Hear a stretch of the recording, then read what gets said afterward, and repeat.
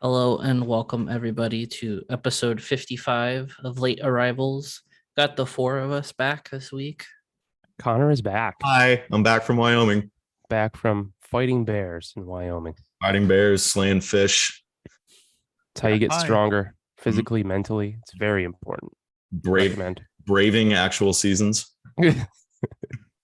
Wow, it's great. It's been nice being around the water all week. We went to San Diego yesterday. We're in Long Beach today. It's been nice cool weather.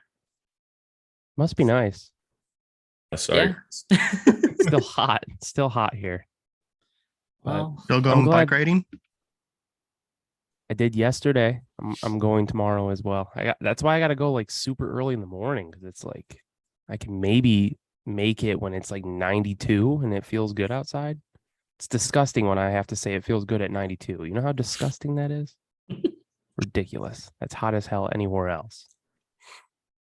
so we have a funny story from the aquarium today. Mm. So we got there early because we went to Aquarium of the Pacific and got there right as they opened, and we literally saw everything we wanted to see like within the first hour. Mhm. And then just it got swarmed by like field trips full of small children, which I mean, Gross. it's an aquarium, so like it's as to be expected.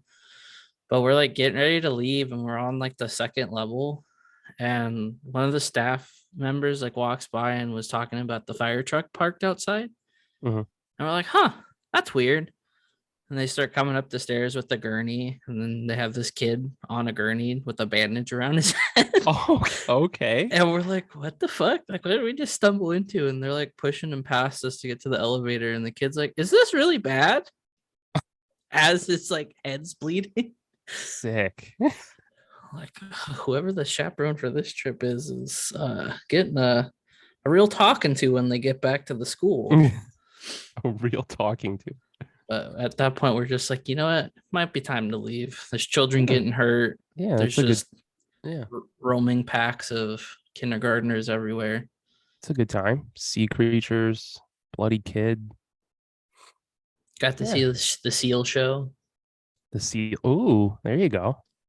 Is Kind that of a blast? kind of anticlimactic because they were Oh, just okay. talking about the seals. They fed them and then they left, and it was like Oh, it was like a 10-minute thing. We're like, oh, Oh. like thought this was gonna actually be like a full on. got to see a bunch of Sammy the Seals. Yeah, they had one that's older than me. He was born in '96. Oh, It's like, oh, that's cool. neat. We walked around the aquarium high for most of the morning. It was incredible. Just the two of us just zoned out, just staring at the Yeah. jellyfish just in the enclosure, just like, oh shit, man, that's cool. The big lava lamp. Seals or sea lions? They were Is a both. question. Both. Yeah. They had harbor seals and they had the sea lions, and the sea lions I think were the older of the bunch. I think one's name was like Carter or something. He was pretty big. He was a big boy. Yeah, they're usually pretty big. Harbor seal, that's where it's at. That's what Sammy is. And they were talking about how they just like they bounce up on the shore, and this little fat one was just kind of hopping around. Just like, that's funny. Yeah. Good times to be had though. Glad you had a know. good time.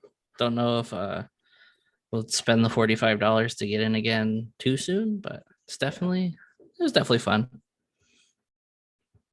It's all that matters. Yeah. I mean, we're just trying to fill time in this vacation, just do a bunch of stuff we wouldn't normally do. And hey, it's worked out so far. Yeah. Good for you. You know? You know? Okay. Yeah, you know. Yeah, no. Well, before we got into talking about any duck stuff and before any of our usual shenanigans Whoops. had, yeah, we did have some really sad news come out of kind of our fan base, our realm, I guess you could say. You know, Nick Cordile has passed away in a motorcycle accident earlier this week, and you know, he was a little before my time of being a fan. You know, he was drafted little before, so I don't have a lot of the emotional attachment that a lot of, I wouldn't say I was surprised, but a lot of the people that have been in kind of the Twitter circle of Ducks Twitter for the longest time, had nothing but, good things to say about him, and just the emotion seeing people, sad about him passing away, really, really hits hard regardless of, if you have connections to him, knowing who he was. So, we want to wish our condolences to his family, because 29 is just too young. 29. Yeah, that's terrible. It was cool to see that. I mean, because it happened so, I wouldn't say like so early in the day, but it just kind of dropped out of nowhere. Mhm. But like a lot of the outpouring of people sending well wishes to his family and stuff was cool to see, just because it is just in a flash, just like, Yep. excuse me. And he was a realtor, I think, right? In Nashville. Yeah. That's what his life after hockey's been. Yeah, that's just I was pretty shocked when I saw that. I'm still pretty shocked at it all, just how fast that happened. But yeah, it was really sad. He was the first Duck to play, like drafted and all that, from Orange County. He's like, yeah. So he was a pretty big deal for the. I think Irvine. From I think Irvine. so. Yeah, I Yeah. think so. So yeah, it's terrible. Again, we don't expect the Crediles family to be listening to our little podcast, but this somehow does get to you guys. We're thinking of you, and again, it's really shitty to lose someone so young. So Mhm. with that, we can get into our normal shenanigans. I just wanted to get that early and not forget it, because we have a habit of doing that sometimes. Yeah. But we are in the swing of training camp. We won't bore everybody too much with more of the same. Zegras and Drysdale still aren't here, but we have some actual hockey that's been played. The Ducks are 3-0 in preseason so far, which they've Woo. also played some split squad against Raise the the banner. Sharks back and forth that have had not many regulars in the lineup. So Yeah. not the best litmus test, but I tweeted about it a couple times. It's a night and day difference out there. Like actually watching decent hockey for the first time in a couple years, regardless of it's preseason or not, is just so refreshing. Yeah. It's still early. We can't exactly be planning the parade just yet, but You sure? we can, but then we'll look like jackasses. But it's great seeing that this early on. There seems to already be some buy-in to Cronin systems and stuff, and it just looks like everybody's doing their job out there, and there hasn't been a lot of that in the last couple of years. So yeah, they just look super energized out there, man. Like, I know, like, it's the first couple games back too, and you're like in camp, and people are fighting for jobs, and some people are on a PTO and they're trying to make an impact and all that, but it just seems different, at least right now. I don't know. They're just energized. It's exciting. I've been able to watch all 3 preseason games so far, and every game they just seem fun. I don't know. It's actually like a fun team, and it's weird because they're all, the lines are just a mess. It's all different people that we're not going to see in the regular season. So, but it's been fun. It's been fun to watch. At a second line last night of Brock McGinn, Adam Henrique, and Zach Cassian. So, not exactly the opening night roster, lineup look just yet, but they spelled Zach Cassian's name wrong on the thing where it shows who's on the ice. They spelled it with a C. Like, they didn't change it the entire game. Oh, nice. A C, huh? That's kind of ugly. I will say it was kind of funny on the stream last night. The goals announcer, I keep blanking on his name. Phil. But he asked Andy Zilch. Phil? No, Aaron Cooney. Oh, Aaron Cooney. Yeah. Aaron Cooney. Yeah. He asked Edom, what kind of impact does a guy like Cassian make on the lineup? And I will give Emerson all the props, because he definitely spun oh, well, you need veteran presence to insulate the lineup a little bit and go out there and, forecheck Hart. And I was just sitting back like, it's bad when the only thing you can say is, yeah, he just kind of skates out there. But again, hey, it's their job. Like, he's got to say something. But I was sitting back because I was watching it while playing, my Xbox, and I was just like, good on you, Emerson. You can't just outright say, yeah, he's there. He's a guy. And speaking of Edom, what do you guys think of him so far as a color commentator he's going to be on the radio side, obviously, but I think he's been good. He definitely has a lot of potential, I think, and kind of brings like certainly a fresh, young, directly informed perspective. He was an NHLer, so it's not just having some old dude up there, talking about nothing. But you can definitely tell that he's going through the growing pains. Like I was listening last night out of the Duck Stream feed on my way home from night class. I caught the end of the second and most of the third. You can kind of tell right now that he's never been on the radio before. Like he is, I don't know if it's nerves. I don't know if it's, still getting adjusted. I'm sure it's a combination of a lot of things. I'm not trying to shit on him, but he's like just kind of saying a lot of the same things. But he'll settle in. I think he's great on the podcast. I think he brings a lot of good energy, and I'm excited to see him grow. I think he'll do really well once he's settled in. Yeah, I do like his little interjections about the penalty kill stuff with like the holy guacamole and like the Brewery X stuff, because he's just like, yeah, I'm wearing the polo right now.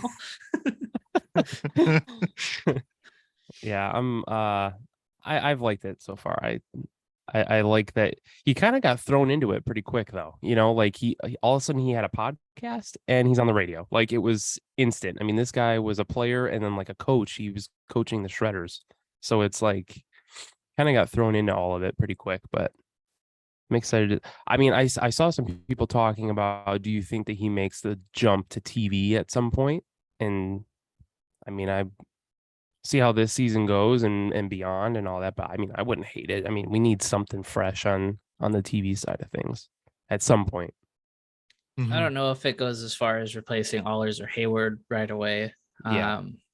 I kind of feel like they're kind of going to be there until someone else opens up. But I wouldn't hate it. Like Connor said, he's obviously kind of going through the growing pains and adjusting to being in this kind of role, but he's entertaining. He's very engaged. He, like Connor also said, he's a former NHLer, so he has a different perspective than someone that's been covering the game for a long time but never played it at that level. So like you're at least getting insights and kind of the thinking from someone that understands what's happening. But you can tell that he's still seeing it from the player side and not being able to exactly, I wouldn't say explain like what's going on, to dumb it down a little bit. But obviously he was kind of thrown into this very fast, so don't expect him to get it right off the bat. But yeah, exactly, it's fresh, it's new. That's I kind of feel like that's the story of the year. It's just a clean slate for a lot of things. There's going to be some growing pains, but it's all gonna work out eventually. Yeah, for sure. We had the TV schedule get announced today. Finally, Bally's exists still. Still Bally's, yeah. They're still going. Fortunately, games will be on Bally SoCal, and then you obviously have your Hulu and ESPN Plus games. Don't feel like we need to go through the whole schedule. No. But hey, at least they finally put it out, because we're getting to that point where there was nothing. Yeah. So I think they have all of, I think you said, like you said, just two that aren't going to be on Bally, which is the TNT game and then the ESPN Plus Hulu game. I think there's some K-Cop in there, but yeah, it's out, and it's. I know people were worried about it. So yeah, there it is. Enjoy it. We'll see. I'm shocked that Bally is still still kicking. I haven't even heard the Coyotes TV schedule yet, so I don't even know what's going on there, and who knows. I wonder if with it being Valley SoCal, if it's just going to kind of be like co-branded, just one night Kings, one night Ducks. Yeah. It'll be a little interesting though to see if they play on the same night, or they have Mhm. like a different Valley SoCal for the two. That's going to be a little interesting to see. Yeah. I wanted to pose a question to you guys after last night's game. Are the big bad Ducks finally back? We had Gudis losing his mind, laying a beautiful hip check too. That was a pretty nice hit. Yeah. But he kind of lost his nut. I mean, he got tossed at the end of the game after Killorn. Whether you feel it's dirty or not, hit Philip Zadina. Kind of feel like with how they're playing, and once you start adding some of the regulars into the lineup, are we going to be the assholes of yesteryear again, or we I sure think hope those so. are some big shoes to fill at this moment in time? I mean, I love being the enemy. I love being the assholes. It was You a know, fun time. I have no issues with what Gudis or Killorn did yesterday. You know, Gudis sticking up for Dostal after getting run. You know, like Jake said, laid a beautiful hip check before that. You know, sticking up for the young guys. And then, I mean, I don't really give a fuck about what Alex Killorn did. You know, don't elbow dudes. Don't Yeah. elbow my guys. Like, I don't care. Like, there's going to be repercussions. Yeah. And when I first saw the hit, I thought got it no was, issues with it. yeah. When I first saw it, I thought it was worse than when I saw it, like the replay, you know, like when I saw the replay, not it took forever. I didn't see it until like earlier today.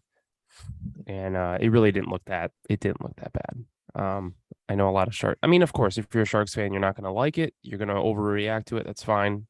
It would be the same if it was flipped. And, you know, Ducks fans wouldn't like it and all that stuff. But just looking at it and trying to take off my Ducks hat, you know, it didn't seem that bad.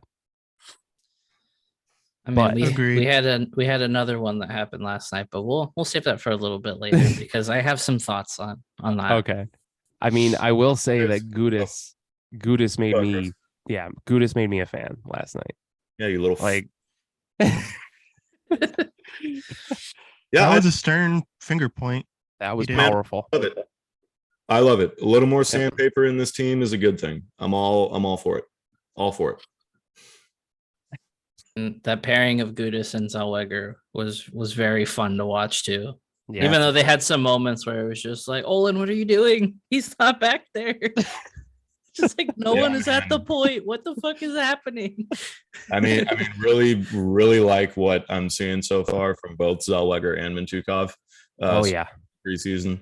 You know, really like what I'm seeing from Jackson. I almost said Jackson Leno, Jackson Lacombe as well. Yeah, man, it's exciting. You know, I still would probably bet against one of Zellweger or Mintyukov making the opening night roster, but you know, I would be happy to be proven wrong and be happy to you know, eat a little bit of crow there if they continue to kill it in camp and deservedly earn a spot. You know, if they show out the rest of preseason and the rest of these preseason games and they earn it, they absolutely should be on the opening night roster. But you know, I wouldn't be surprised if they start in San Diego. But Mhm. I think my prediction is that at least one of them is up and stays with the team before January 1st.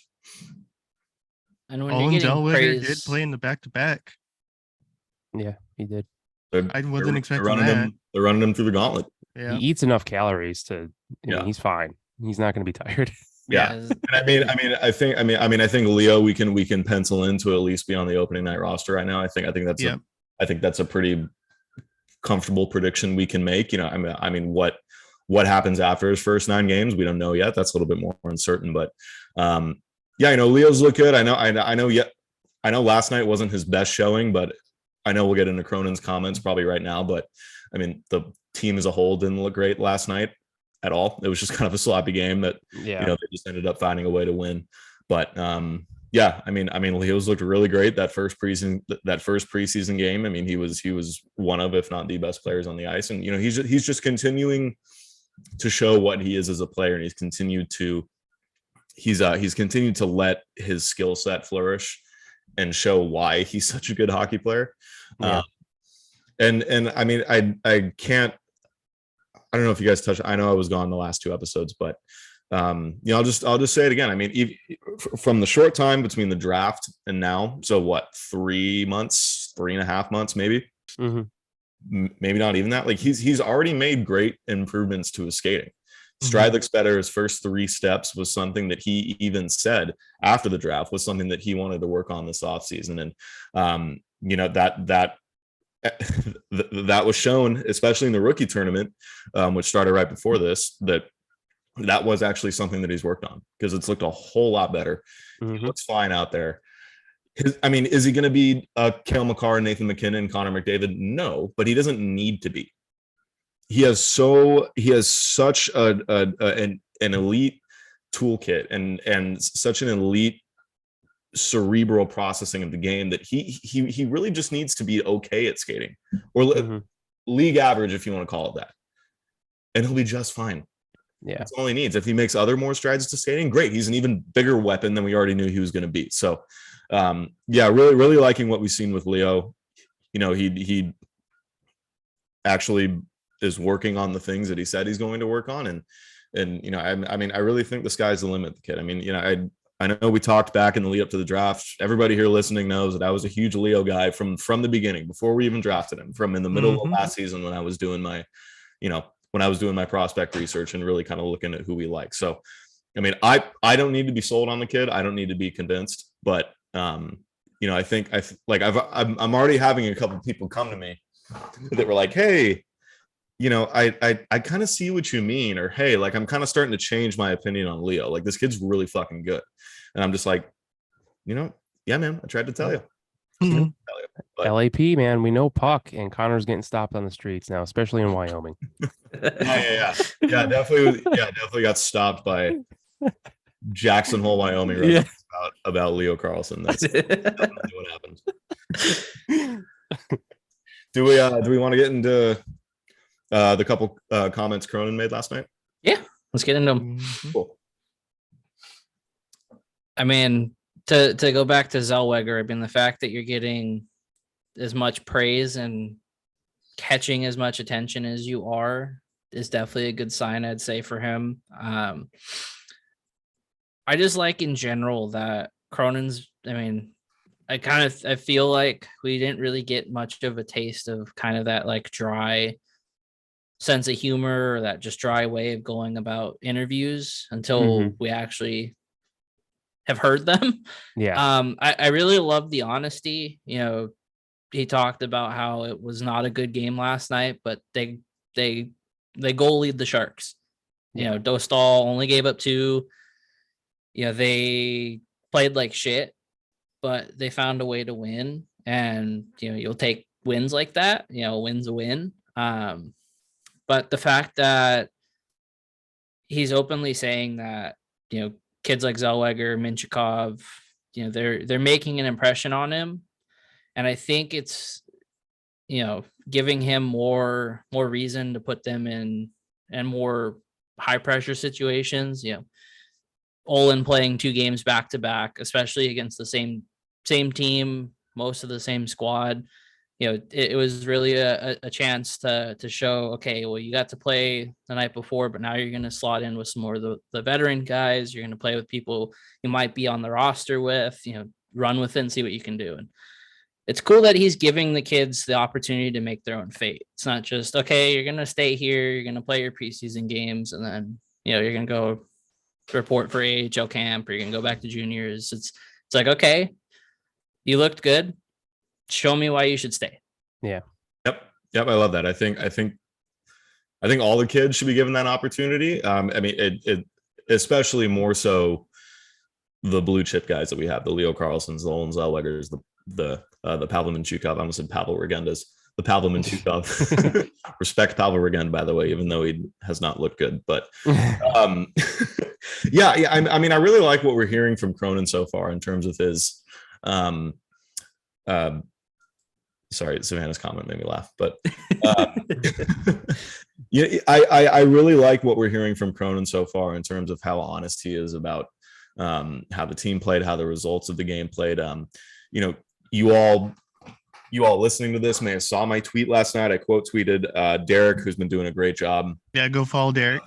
I've been covering all the media scrums and transcribing all the answers for us to post on Twitter, where we may not always be able to easily locate them. So shout out Derek for that. But yeah, I'm in Cronin's honesty of how the game went last night. You know, like Jake said, you know, he fully acknowledged that it was the Ducks altogether playing a poor game, but somehow found a way to win on the back of Lucas Dostal. And Cronin fully acknowledged that that's what it was. And that really stuck out to me because Cronin's team found a way to win and he still wasn't even remotely satisfied. He knew that wasn't a good performance. Whereas, I mean, you know, when we were in the Dallas Eakins era, Dallas Eakins is probably completely content with that solely because they found a way to win. Yeah. And that just shows to me that Greg Cronin has the right priorities. He's not so much results driven as he is process and system driven. And that's what this team needs to be this year. They need to focus on the system, focus on the process, focus on playing good hockey all around, and then worry about the results after you have that established. Yeah. You know, I mean, preseason grains of salt need be consumed, but yeah, I mean, I'm liking Cronin's approach so far. You know, I think he's got his head in the right spot from what we've seen at this point. And yeah, it's I'm just excited to get going for the regular season, man. See where this team's at, see what that opening night roster looks like, see how many people earn their chance and earn their spot, and see what these guys can do. You know, let's get it rolling. Yeah. And this could definitely bite me in the ass later, but I just feel really good with Cronin and like the way he's, you know, like Connor was saying, just how he goes about stuff. Like he's making me more excited for this season.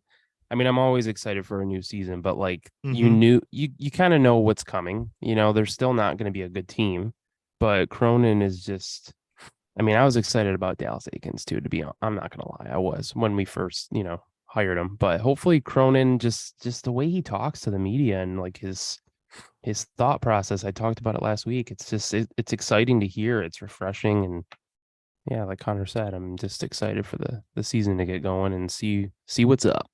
Yeah, you can just feel the intensity that he kind of brings just off of the way he's talking about, talking about games that his team won and showing that he, like I said, is not satisfied with how that game was played whatsoever. I think that's the approach that needs to be taken with a young up and coming, mostly inexperienced group. You know, I know we added a couple veterans here and you know, have a decent amount of guys that have some games underneath their belt, but you know, the guys you really need to be focusing on need to know that it's not just about the results. Like you got to play the right way. You got to have the right process, you know, in the mix with that. So yeah, I'm loving the mentality shift that we're already kind of seeing.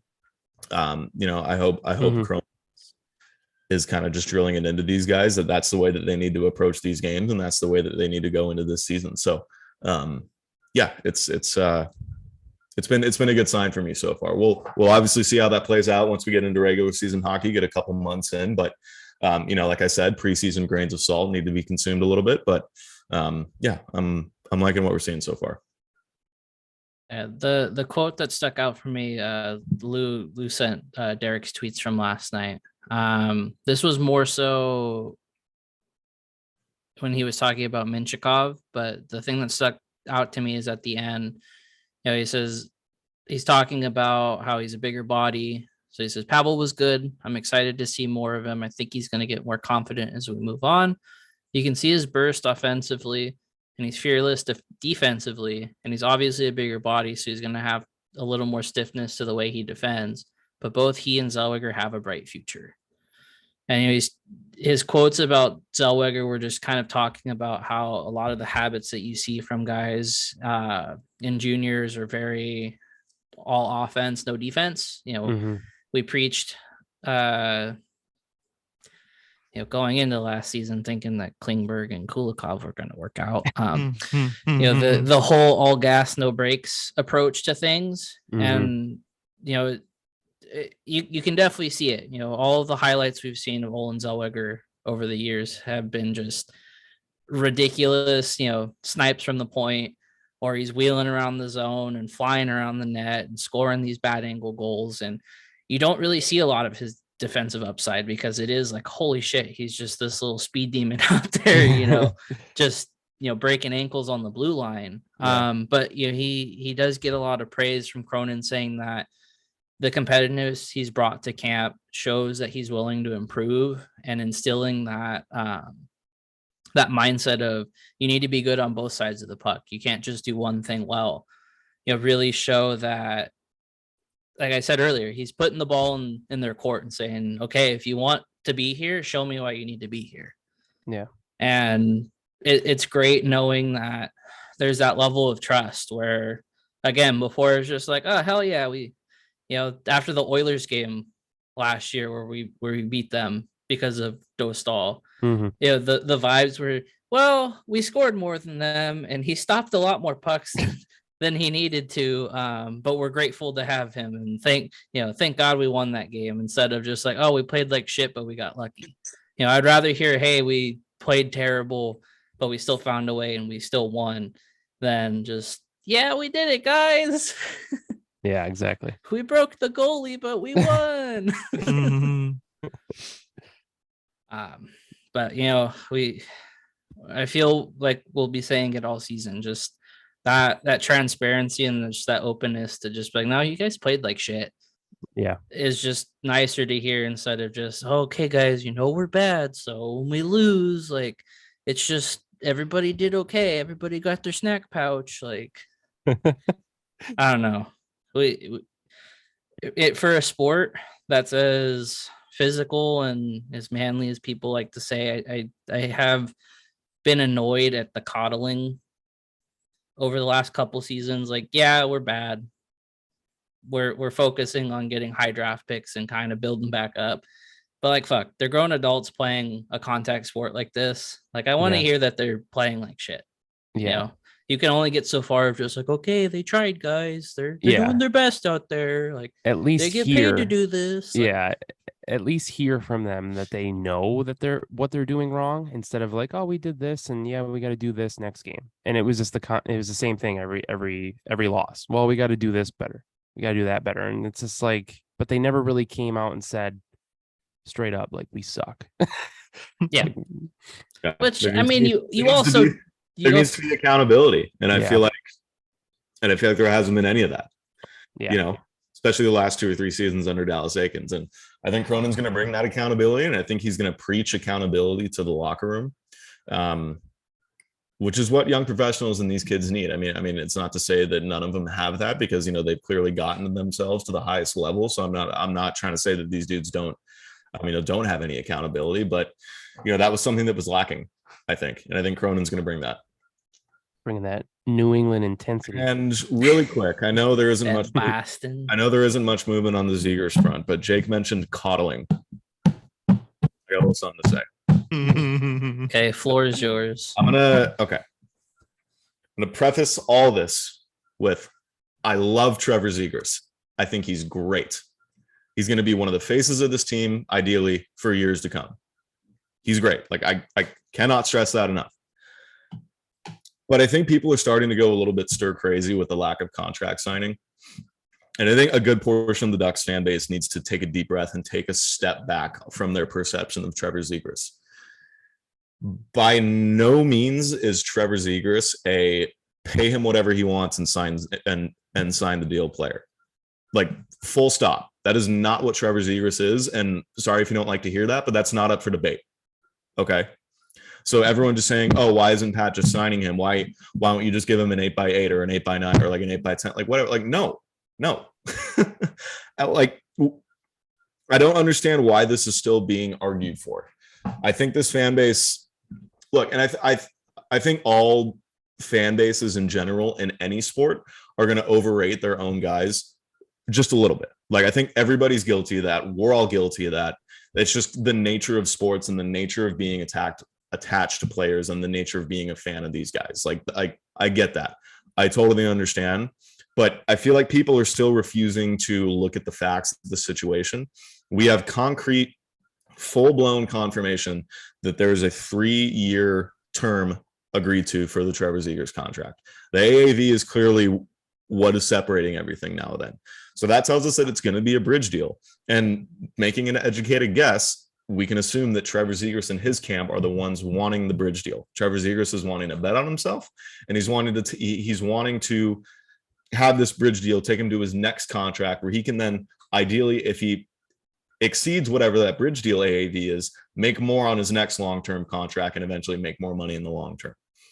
So I'm not sure why people are still acting like an 8-year by $8 million Jack Hughes contract is on the table. Like, that's not happening. It's going to be a 3 or 4, whatever it ends up being, year deal. Okay. Now that doesn't mean that Trevor Zegras is just going to get a 3-year, $8, $9, $10 million deal. Like, no, that's not how this works. A bridge deal is going to set him up for the qualifying offer. So no, you don't want to make it 7, 8, 9 million, whatever it is, because that's just going to completely blow the next contract out of proportion. So people just need to take a deep breath a little bit and separate yourselves from your personal attachment to Trevor Zegras and realize what the actual situation is. You are not getting a 3-year, $9 million deal. So stop asking why Pat Verbeek doesn't just give him that, because that's completely unrealistic, and that's not what he should get. Okay. Now, again, I can't stress this enough. I love Trevor Zegras. I'm not trying to say that he's underrated, or I'm not trying to say that he's overrated, or that he's not what he should be, or that he can't get to what he, or that he can't hit his potential. But like holy shit, you would think the way some of this fan base talks about Trevor Zegras, you would think that he's Connor McDavid. Yeah. Like, let's take a step back a little bit, realize what it is. These things take time, and there was a big debate that I was in a day or two ago on Twitter where people were trying to compare the Zegras and Drysdale holdouts to the Lindholm and Raquel holdouts from 2016, and like trying to use that as a comparison. Like, no, like the people that I was arguing with were trying to say that because Lindholm and Raquel held out and they were eventually traded, that means that that automatically means that there's going to be bad blood with Zegras and Drysdale and the Ducks management, and means that they're going to be traded. Like, no, that's just completely missing completely different variables in both situations. And that's a completely bad faith argument.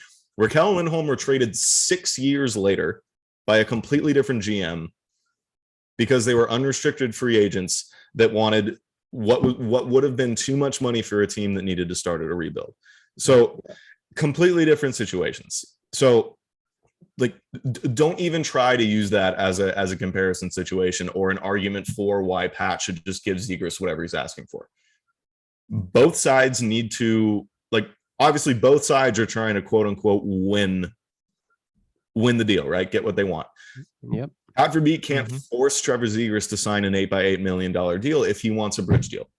So like, it's not just this, why isn't Verbeek doing this? How is a 8 by 9, 10, whatever contract not signed? Like, yeah, I'm just so sick of these high level arguments for this. Yeah. When I feel like you guys know better than that. All right. So, okay.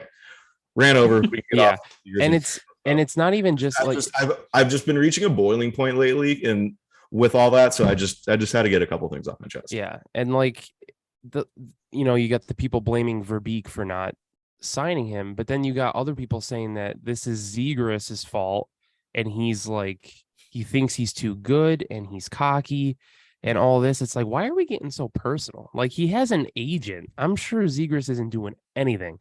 He's training, he's focusing on being ready for the season whenever that contract can be signed.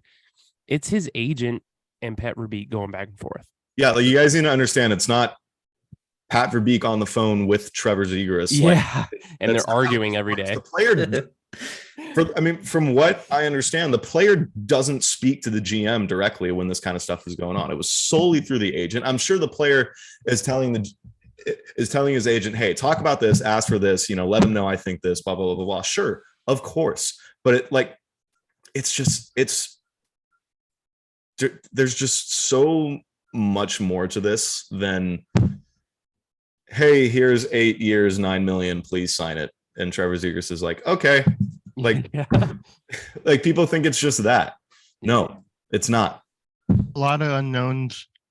There's a lot of unknowns. The only thing we have concrete information on is that there's a 3-year term agreed to. That's the only thing that is concrete That's information. it. Yeah, and people But are jumping The off a report that cliff. we were offering 3 Yeah. or 4 million AAV. That's not 100% concrete. I don't think you can fully trust that that's true, because that was probably coming from Pat Brisson, who is Trevor Zegras' agent, and that's just a classic agent negotiation tactic to put some pressure on the team. Okay, we've seen it a million times. We've seen it year after year. Like, let's not fall for this shit that we see happens to other teams. Yeah. And we can easily go, oh, we know exactly what's going on here, but now it's happening to us and we don't know what to fucking do with ourselves. Like, let's everybody take a deep breath. We're all throwing up and This crying. situation, and look, and I was accused on Twitter the other day of saying that of trying to by holding this opinion, I'm trying to say that this situation is good or that it's fine. No, it's not. It's not ideal. Nobody ever wants to see a player hold out. The situation isn't good for either side. Ideally, these guys are signed and in camp right now. I think that's what both parties want, right? So Yeah. the situation isn't good. Nothing about it is good. God But damn it's- witch hunt. It's the bad faith arguments and the high level reasoning that is leading to the misunderstanding of the situation that's been driving me up a wall. Yeah. So, okay, rant over. It is Yeah. it is fun to think about Pat Verbeek FaceTiming Trevor Zegras, and he picks It up and is. he's like doing a TikTok dance. Like, Am- hey, sorry, Pat, let me finish recording this real fast so we can talk. See, in my head, they're on Xbox Live or like PlayStation, and they're playing a game and they're going back and forth contract talks live. Playing Warzone. Yeah. Yeah, you get the crazy people there on Twitter that are just running off with these weird things, like they think they know more behind the scenes stuff, and we're not sitting here saying we do. We're saying relax, because none of us do. We don't know what's going on behind the scenes. But then this is why I love and hate. This is going to be a plug for Inside the Rink, by the way, and our new writer, Hannah. Shout out to Hannah. Shout out, Hannah. Shout out Uh, Cookie Girl. The Cookie Girl on Yeah. Twitter, if you know her. Max Comtois destroyed her cookies one night. Anyway, I have to share that stuff on Facebook. And when I share it on Facebook, I get all of these comments, and Facebook's even worse, man. Like, I can only spend maybe 2 minutes max on that stupid website, and I have to leave. Like, they're the people that just flood the comments, I just can't do it. But anyway, if you want to read the new article, it's on InsideTheRink.com. It's called "The Beginning of the Anaheim Ducks' New Era," and yeah, it's been getting a lot of clicks. So if you haven't clicked on it yet, go check it out. Yeah, go click on it. Yeah, maybe leave a nice comment. I don't know. I mean, we're not breaking news here. Like, a lot of these are opinion pieces, my guy. Like, just We're not spitting chicklets getting Mike Babcock fired, but yeah, we're not getting anyone fired. We're not getting anyone signed. We're not getting anyone traded. Like, just let's just calm down, man. We're just having discussion. Yeah. But yeah, go check it out. Read it. It's very good. yeah, happy to have Hannah on the team. I think she's a great follow, a great Mhm. representative of the fan base on social media for us. So Yep. yeah, everybody go give her a follow. Happy to Lit. have her on the team. Hockey Hannah is her at on Twitter, I believe.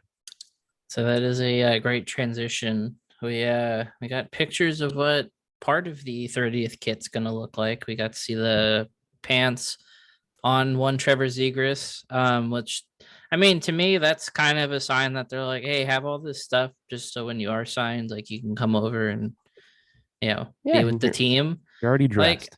I don't know, like, to not to retread anything, get back to it, but like, I don't think it's an ideal situation for either party. But I mean, it'd be different if it was like this guy is just kind of training in random shit. Like, the fact that they're still training and like their equipment, they're being sent the 30th stuff. Like, Yeah. there's Mhm. obviously communication between the parties. It's not Mhm. just like, hey, I haven't heard from my agent. My agent hasn't heard from the team in a week. Yeah. We'll get to that with the Stamkos stuff later.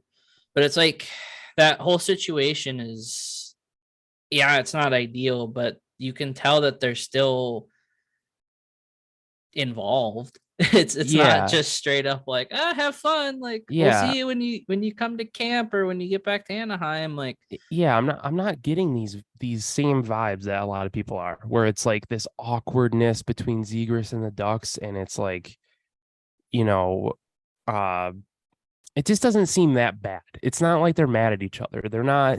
I just don't see it that way. I don't know. This is a normal thing to happen. It's just it happens all the time. This isn't new. We're not the first team to have guys hold out. It's happened to us literally before. I just mentioned it. It happened with Raquel. Like this Yeah, happened less than 10 years ago. Like Mitch Marner even. do not remember that we've been through this before as fans already. God damn it. God damn it.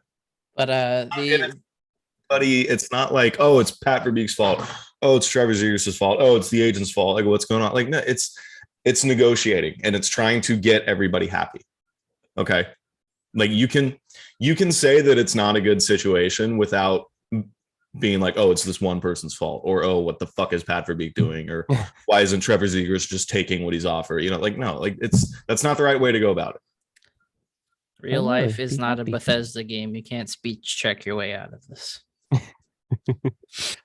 But back to the uniform picture.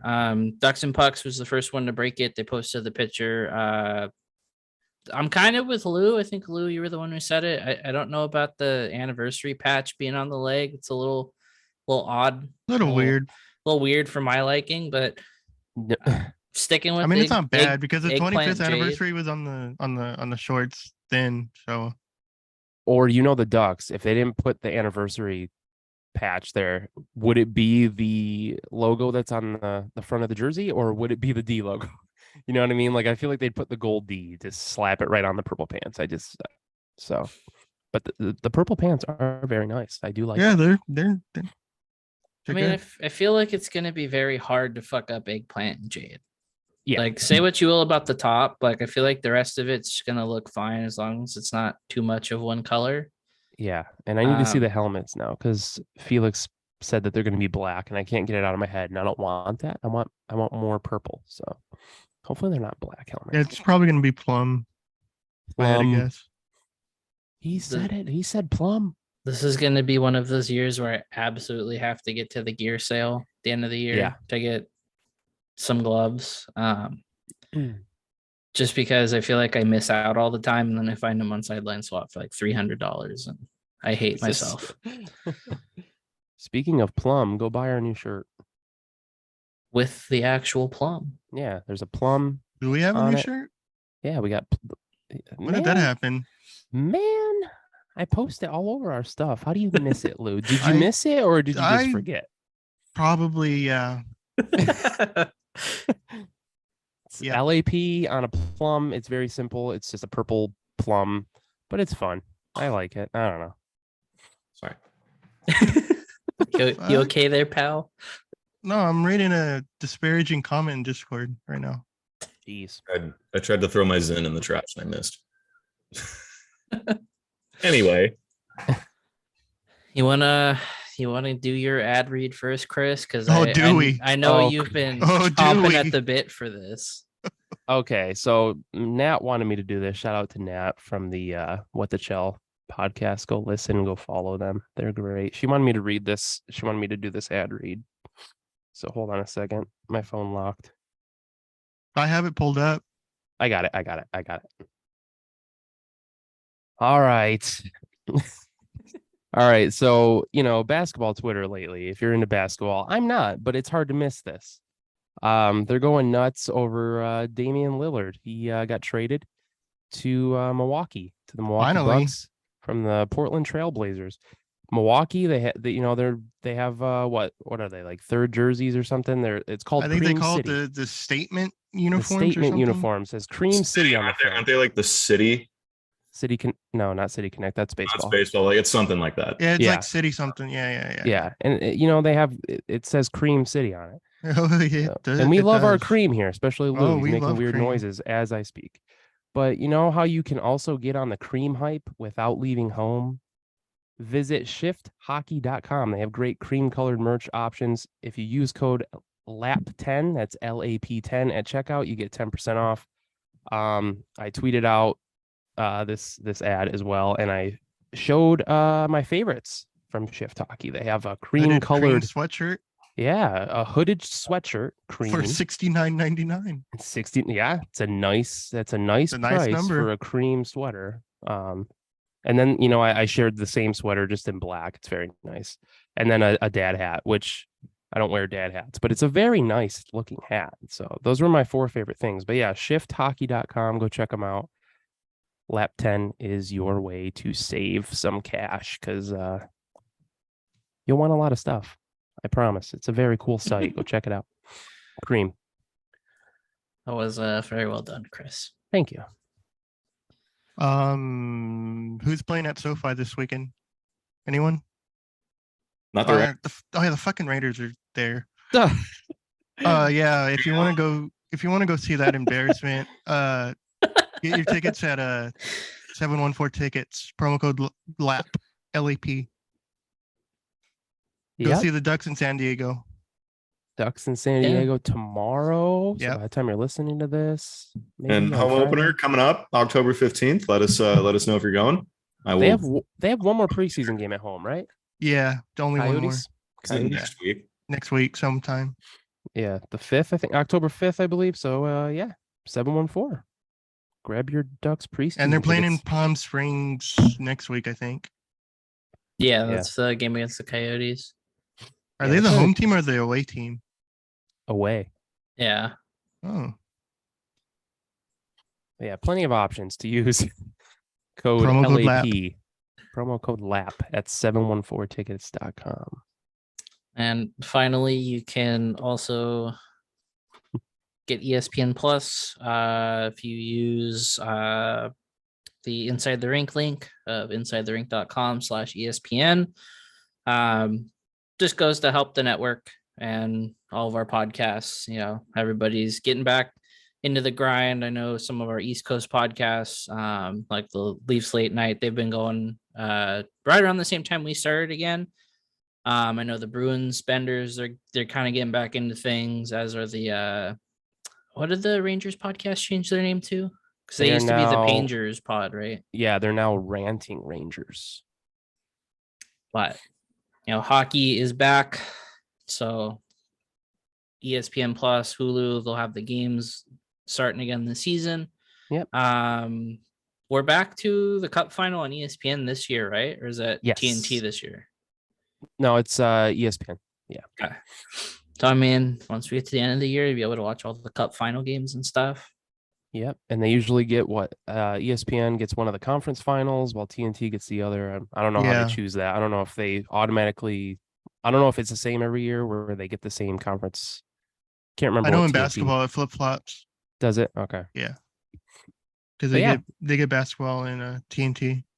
Plenty of options with ESPN Plus. I've been watching a ton of preseason hockey with that wonderful subscription. That's great. Yeah. That's great. Good for Chris, man. Yeah, man. Living the life. So we do have clarification. Palm Springs is Sunday. Thank you, Tamara, for posting that in the chat. Sunday. So we've spent a lot of time about contracts and drama, but I feel like the rest of the notes here are just all drama, and it's great. We had Steven Stamkos come out in the media and say that he was very disappointed that he doesn't have a new contract extension.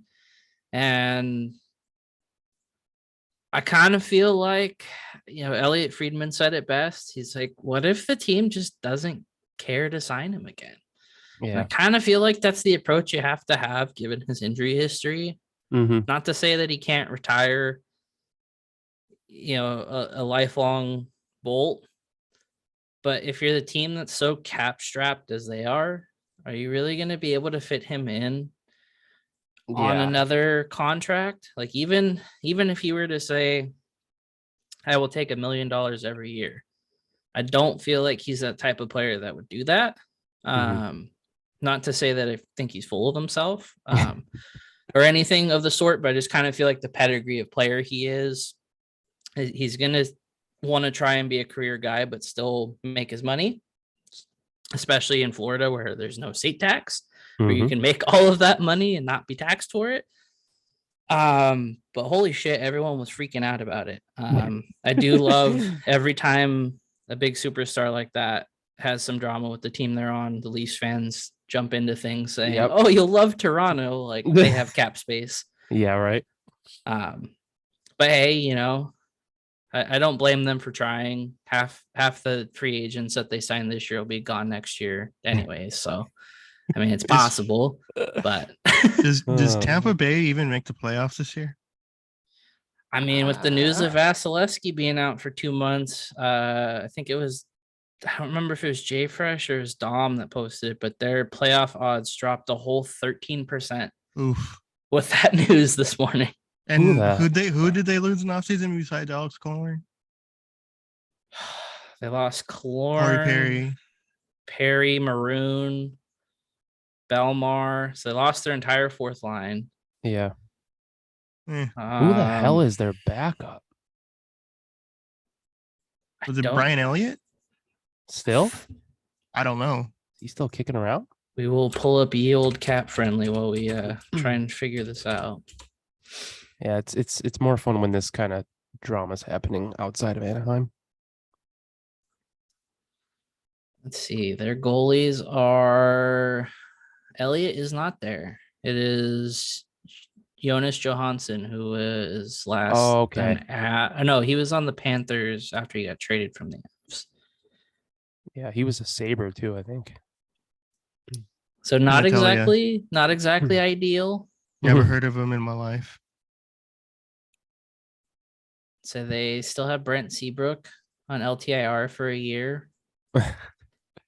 But they have a whopping, let's see. They are over the cap by $6 million. So yeah, they're kind of fucked right now. Yeah. Enjoy. And the Atlantic Enjoy. Division isn't an easy division. Yeah, because the Sabres kids are on the rise. Get ready for some buffa hockey all up in your face. It's gonna be Okay. beautiful. I'm gonna get Lou to watch every Sabres game. Are you now? Yeah, we're gonna FaceTime. It's gonna be really cute, Do you even have my number? I think. Yeah, I have it. That was Do so I even rude. have your number? That was so rude to say live. I We're on a was wondering how podcast you were together gonna and we're FaceTime me if friends you and didn't you're have my number. questioning if I have your number. That's so mean. Anyway. Yeah, The Lightning I are do. they're a mess. Good luck to them. Good luck to them. We had the Coyotes beat the Kings in the Global Series, which that was the first. I only watched the first game, but it was pretty good. It was weird It was watching cool. hockey at 9 p.m. Yeah, at night. that was different. It was cool. I really enjoyed it. They I did fell say that asleep. they were able to find merch of every NHL team That's pretty cool. at the game. So all teams were cool. represented that weekend, and that's fun. I hope they do more. A lot of people don't know that Australians care about hockey, and it might not be obviously as much as other countries, but they've had hockey there for a long time. So I'm not too surprised, but it's still cool to see. They sold out both games. I think they were like 13K for both. And yeah, the NHL launched their own little Australian TikTok and their Instagram, and they're doing the whole thing. So it's cool. I mean, I think I read something that they're not going to go back every single year, but maybe like every other. So, but yeah, so that was the preseason version of the Global Series. I know that they're doing a regular season. I think is it in Sweden this year? I can't remember. Uh, Can I tell you? Yeah. They do It's- so many series that it's they hard to do. keep track of Yeah. And what they is always- where. They kind of always do it in like Sweden or Finland or even Do it one Germany, in Italy. right? I think Italy would be cool. Yeah. They need to go back to the UK. They haven't been back to like England in a long time. They were talking about how they talked to Luke Robitaille and he said that they need to go back. He was talking about how the Ducks and Kings went, in Yeah. 07. He was Mhm. like, it's time to go back, which Yeah. that'd Didn't be they cool. go like right after they won the cup, the Yep. Ducks? Yeah. Yeah. They had like a double or back to back against the Kings in London at the O2 Arena. That was cool. I still remember watching that. That was fun. I think that was Hiller. That was Hiller's like debut or something. I'm pretty sure. Like that was Hiller's like, Sounds right. yeah, that was pretty cool though. So we had Logan Cooley scoring the goal of the year before the season even starts. Pretty big fight in the first game that was actually entertaining. I'm not one to really like sit back and say that a fight was good or not, but Yeah. I mean, they had to let him at some point. Mhm. They broke it up and then they let the two guys go. The highlight of night one was Ryan being caught horny on Maine on Twitter. The Oh, he sure did. anthem singer finding his tweet, which was That hilarious. was it was so fast too. Like He it was wasn't like, "Are like you the talking next, about me?" not like it was the next day or anything. Like it was literally 10 minutes later. Yeah, she must have like checked Twitter to Yeah. see. It was so fast. I could not stop laughing. That was great. Gotta try harder next time, Rye. Gotta Yeah, hide it. Definitely gotta work on that. Definitely gotta work on that. Well, we have some uniforms that got revealed. The Jets, they revealed their RCAF uniforms, which I'm not a huge fan. not. I liked them the first day just because it was something fresh, and then every time I've seen it since, just the modern Jets logo on the front kind of pisses me off. Yeah, I I'm not a fan. Everything's fine, but the logo. should have gone with the old one. Yeah. I But mean, yeah, I mean the rest I like it. I like the old school gloves on it. Looks cool. Yeah. I feel Yeah. like the Oilers Heritage Classic jerseys look better doing the whole brown pant, brown glove thing. Yeah. The The numbers on the oil drop. number on the oil drop's really sick. I do like that. That's Yeah, that's my a good favorite touch. part. Yeah. I do agree with you though, Chris. The little script underneath banner it thing? is a little weird, but It is a little, yeah. I kind of feel like with teams like that have so much history and don't change jerseys very often, it's hard to do something new. I feel like that's kind of the case with like the Red Wings anytime they're in a game like that, where it's like yeah. you can only do so many things to change up the winged wheel. Yeah. And then they did that one year. They had that ugly looking like D. Yeah, for the stadium series. Yeah. And it's just like everyone hated it. So it's Yeah. like, yeah, okay, go back to the old school. We were wrong. Don't switch it up. But I mean, I feel like out of all of the ones we saw, I mean, Calgary's were nice. I do like that they told McDavid and Kadri to look menacing and stuff in the pictures, but the way they photoshopped them in, like Kadri's looking one direction and McDavid's like staring off into space. Like Let's McDavid's look all the time. It's so funny. Ah, jeez. but out of the three, I'd say out of all these like retro jerseys we got in the last week, I think the Oilers are the best. Yeah. Then Calgary, and then if Winnipeg just did the old logo, it would look so much better. It but would 100%. Well, the Wild went to the Subway uniforms yeah, for their alternate. I'm just glad that they changed up the Wild logo a little bit, like the colors, because I think the reverse retro one, the like water in the logo, the stream was yellow, and it just not a fan of that. So they fixed it. Looks better, but it's still Subway. But it's okay. Eat fresh. mean- kind of fresh. I'm glad they've gotten rid of like having a lot of red in their uniforms. They're Mhm. using red as like an accent kind of sparingly now. Yeah, the green they use is so much better. It's wonderful. Okay.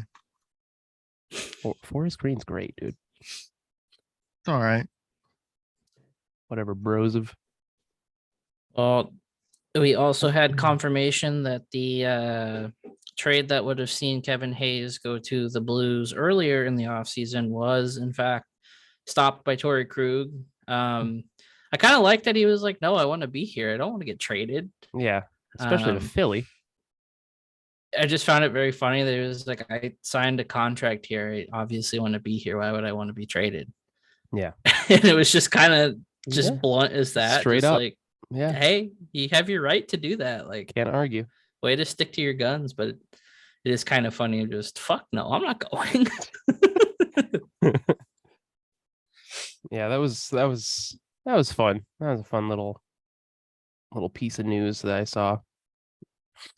Not as fun as waking up this morning and seeing Mark Stone being dragged. I was What an idiot. I watched that clip because we went to bed last night and I had completely missed it. And I saw it this morning and I was just like, what the fuck? Like, you got hit. A fully clean hit, by the way.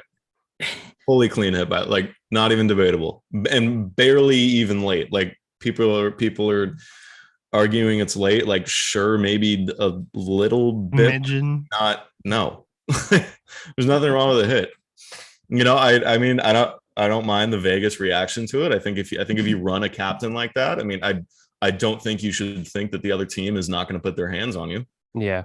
But yeah, I mean, I didn't have a problem with anything that went on the ice. I think Mark Stone was. I mean, let's face it, he was being a bitch, right? Like he was being a bitch, Whining so much. It's like you get hit by a guy and then you go and complain about being hit and saying, oh yeah, I'll never see him again. Like, yeah, no shit, Sherlock. It's Yeah. preseason. And you're saying that about a guy who's most likely going to be like a second, third pair guy on the Reign. Like, Yeah. wow. That really very cool, Mark. You got him. Grimace emoji looking guy. It really like upsets me because it's like, you know, you're gonna get the retread in like a day or two of just like, oh, I said it because I was upset that we lost and because I got hit. And Yeah. it's like, just say that. Just say, hey, I didn't like the hit. I'm not a fan of it. Felt like it was late. Whatever, be done with it. Because at least then it's like, hey, you know, it gets settled on the ice next time. Yep. You know, is the guy that hit him ever gonna probably be up to do that ever again? Who knows? More likely, probably not, just because I want to say his last name was Hodgson, right? Yeah. I want to say he's gonna be brand new to the Reign this year. I don't know if he's a camp invite or if he was in the ECHL in the King system, but it's like, I don't know. It's just, you're gonna get that regret of, oh, I shouldn't have said that. I shouldn't have done that in the media like that. And it's just like, bro, it's fucking preseason. Like, yeah, he's trying to make the roster. Yeah. Don't be a bitch about getting hit. Yeah. Like, it'd be different if you're getting cross-checked in the back. Like, especially for a guy like Mark Stone that's had the back problems he's had the last couple of years. Mm-hmm. But it was very funny to read all of the comments saying, well, we just know he's going to enjoy a nice vacation and come back April 19th this year.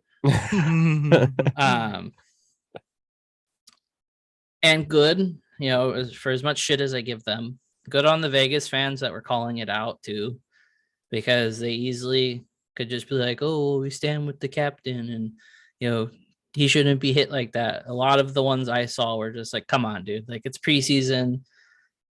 It was a clean hit. You had the puck, maybe gone for a split second.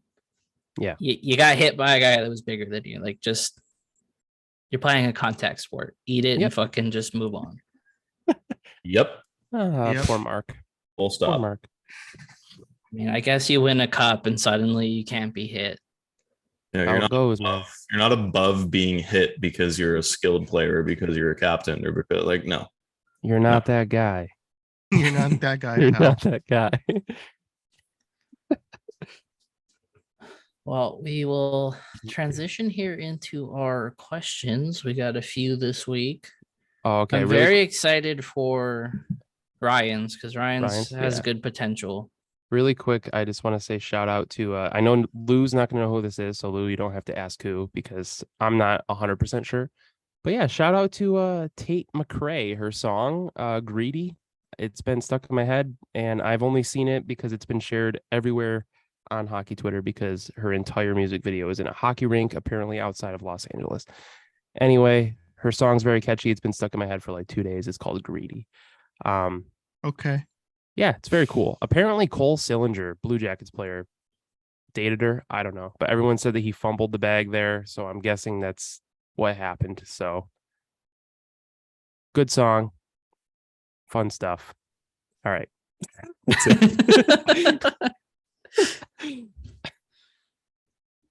Well, we'll start our questions here with our Hockey 365 topic of the week. And he asks, what do you guys consider the perfect in-arena hockey meal?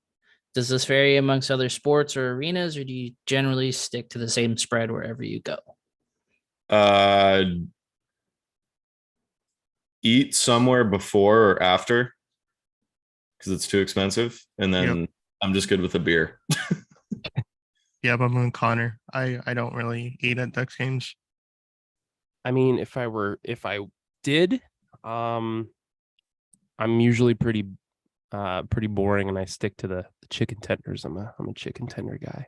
I'll get like a pretzel if A I'm pretzel. That's a I need yeah. something. Pretzel and a beer are really hard to beat. Okay, there Really you go. hard to beat. Yeah, that's a good one right there. In the chat here, cookies and a dirty Shirley. Of course, cookies. All right, Savannah. Of I had to course, Google what a dirty Shirley was, of The course, cookies. alcoholic- and I feel dumb now. Just Shirley Temple of vodka, pretty much. Yeah. But yeah, chicken tenders, barbecue sauce. That's my go-to. It doesn't really matter what stadium or arena it is either, because they usually all have pretty decent chicken tenders. But what was I gonna say? Oh, the cookie thing. Yeah. Honda Center, best cookies. What's it called again? Kathy's cookies. Kathy's cookies. Delicious. My God. Like chocolate chip cookies are just so great. I love it. Still haven't Gotta tried have them. it. Gotta have it. You what? Still haven't tried them. Oh my God. I swear you have. I remember I just remember like seeing people walk around Honda Center with buckets. I'm like, where are these buckets of cookies coming from? Like, how do you just come in here with a bucket? But Kathy's place, man. Kathy's cookies, they know what's up. Yeah, for Sure me, you- it's either chicken tenders or a hot dog. I don't know. I'm not really particular. Nice glizzy. Wonderful hockey glizzy. I feel like I don't know. I feel like I like the Honda Center hot dogs better than Angel Stadium, just because I feel like they actually like cook them. I don't know. You can't really go wrong with a hot dog and a beer. I Yeah, always- it's true. If you're gonna be just weird get the about Ducks it, beer. then I get my tall boy Ducks beer every game, and I'm content. just sitting up on the video board waving like last night. Yeah, I was on the video board for like 3 seconds, but barely. I was watching the stream and I looked over and all I saw was Lou look at the I camera. feel bad for Savannah, man. They fucked with her so hard last night. Oh, I saw her alone like 2 times, and I already missed her being on there like another 3. So And I think Olivia was on the board for like a split second too. I'm not sure though. I don't know. Oh, But yeah, I was on it for like half a second. Good for me. yeah, you waved. You waved at Yeah. the camera and waved at the board. good old Lou. Well, our first question comes from Jack. He asks, what's your hottest Ducks take for this upcoming season? Personally, I think Nestorenko will earn some second line minutes this year. How does Ducks take? Nestorenko second line minutes. Tyson Oh. Hines plays more than 10 games. Really? It's not. Ooh, that's a That's a hot take. good one. Nathan Gaucher is on the team before the new year. I'm Yeah. gonna say Tristan Leno plays more than 10. Is I he feel going like- back to juniors or no? They're making it sound like he ZLC. is. He did sign his ELC, but he is eligible for San Diego though, so we'll see. Oh, I don't know. They interesting. interviewed him as well, or Derek talked to him as well, and he said that Cronin's had a big emphasis on being physically fit, and he's worked a lot on that, and gotten stronger. So I don't know. I feel like he's a sleeper candidate to make the team and stick around a little bit longer. I'll say Jacob Perot sticks around bottom 6 and gives us like 12 to 15 goals this year. That is a hot take. That's a hot take. Yeah. Chris shooting himself in the foot Chris is early. shooting for the moon. Ooh. We'll have to go back and see what our hot takes were from last year, because I know we had some Jesus. like really out there Jesus. ones that were Yeah. like, yeah, Klingberg's gonna be a Norris candidate this year. I say we don't do that. Yeah, we don't have to do that. You don't want to pull up the receipts. Nah. Have we learned nothing? Well, we waited to do this one until you came back, Connor. I know you said you wanted to answer this one, but if you're doing fantasy football this year, what is your team name and what is your best player? This was from Oh, yeah. Faith. I gotta pull up my fantasy football team. I don't think I can say my team. Jesus. Oh, I know what it is. I'm not going to say it though. If you're in my Twitter circle, you know what my team name is, so I'll just leave it at that. It's I think Margot Robbie's hot. I'll leave it at that. Okay.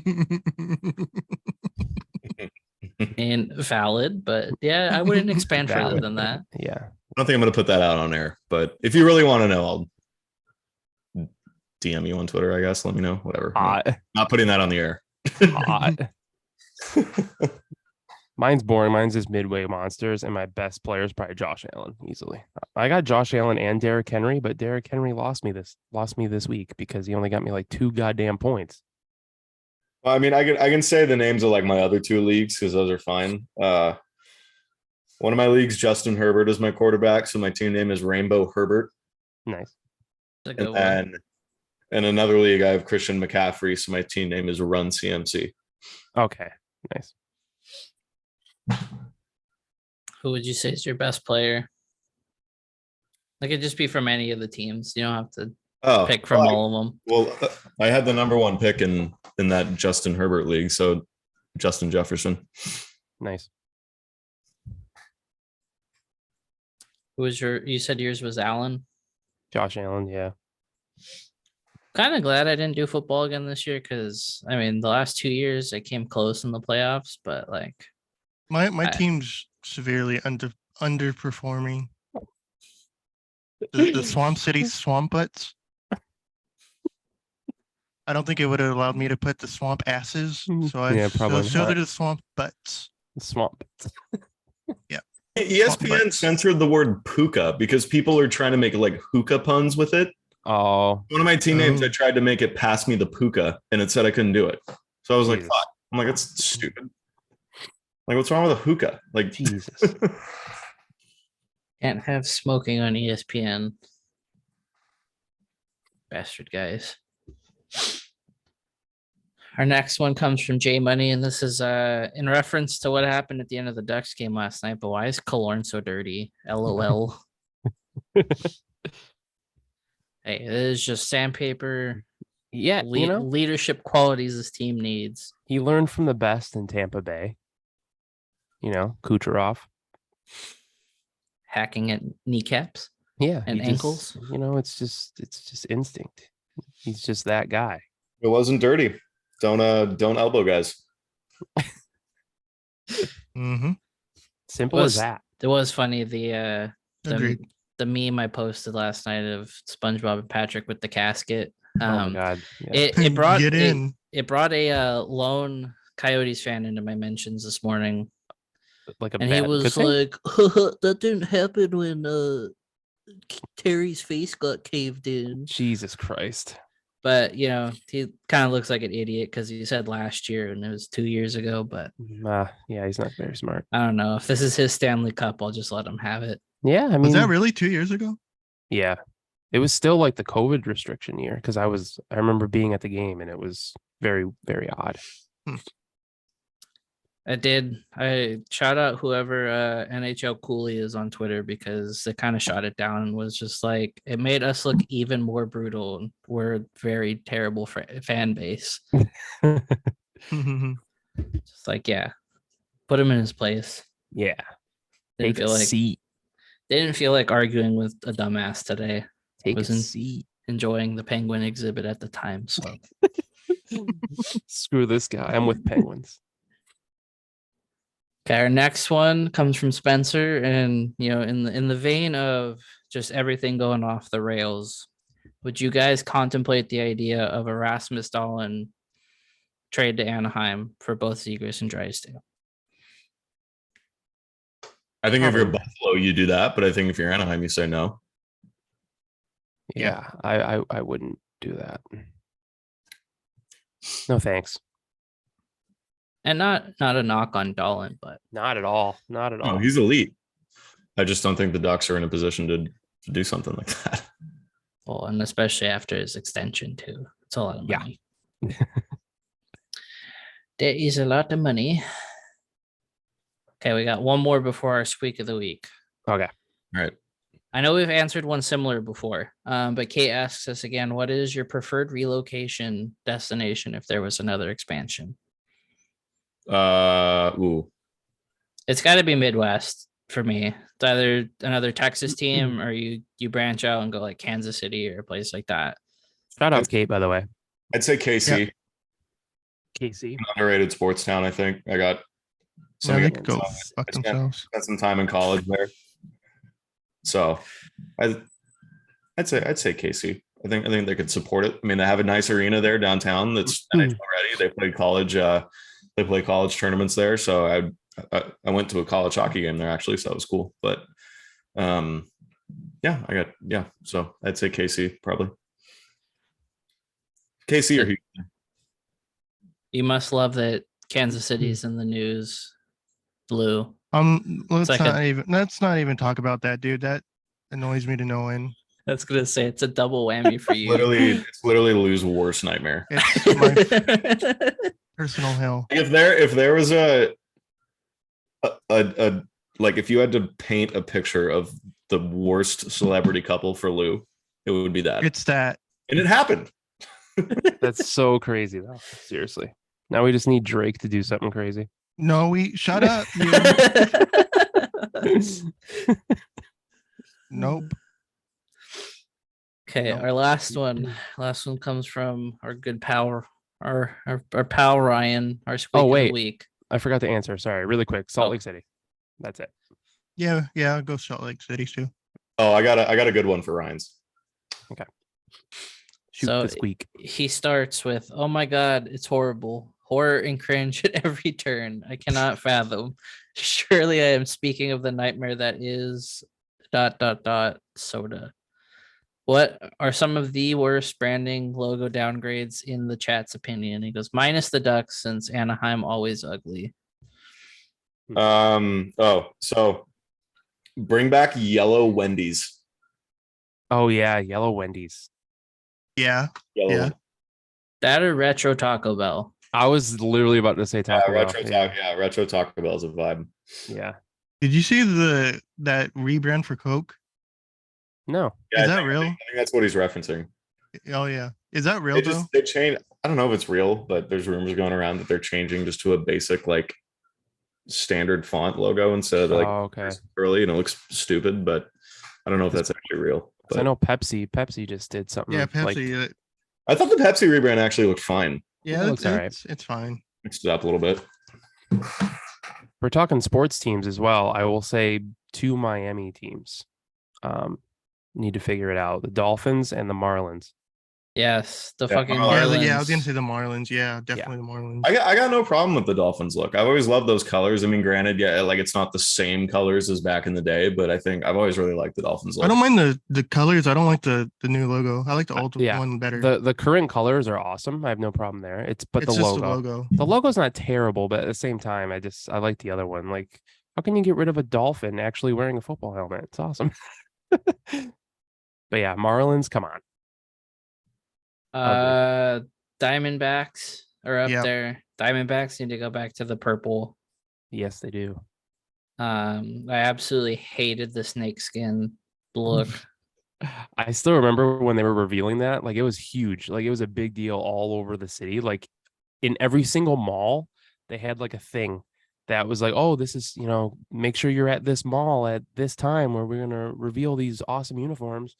And you couldn't get away from it. And then it happened, and it's like, wow, those suck. Like, that is like the worst. That's horrible. Like, all that hype for snakeskin. Hey, and Archie Bradley had the moment in him. He shit his pants. Like just the perfect analogy for what those uniforms were, going from just such nice ones to whatever the fuck that was. Yeah. I feel like the Nationals were in that camp too when they first became the Nationals. Hmm. Those original Nationals jerseys were rough. Yeah. Yeah. I actually have one, but yeah, they were pretty rough. A lot of gold. I feel like there's a lot of baseball ones you could say. Mm-hmm. I absolutely hate the Angels just because of how basic it is. But it's also just for the fan in me. We hate the Angels for a lot of reasons. Yeah. I was gonna say, but that's also just because I want them to go back. I miss the days of like the vest jerseys with the undershirts underneath, Mm. where like Yeah. they wore like the red Under Armour and then just like the vest uniform. I'll actually Those- throw an NBA team under the bus too. We'll go with the Memphis Grizzlies because the old Grizzlies, when they first moved to Memphis, and then the Vancouver logo, beautiful. Absolutely Yeah. awesome. Yeah. I'm not a fan of the Warriors ones.